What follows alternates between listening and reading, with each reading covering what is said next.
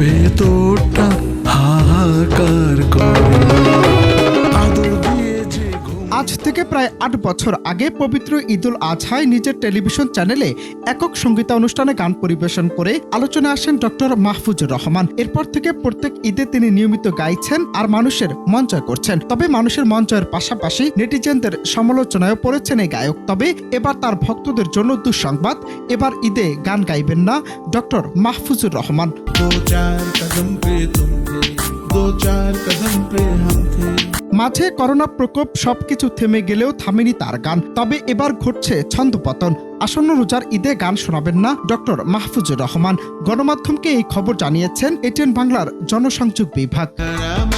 দিল কো সমালু নজর লাগে না কहीं মে। চ্যানেলটির জনসংযোগ বিভাগ থেকে বলা হয়েছে, এবার ঈদে গান ডক্টর মাহফুজুর রহমান শোনাচ্ছেন না। তিনি শারীরিকভাবে কিছুটা অসুস্থতা ও ব্যস্ততার কারণেই এমন সিদ্ধান্ত নিয়েছেন তিনি। তবে গেল ঈদে 2 ভাষায় গান শুনিয়েছিলেন মাহফুজুর রহমান। অনন্ত হাসান মাসুদ, বাংলা টিভি। अब तो कुछ है बोलना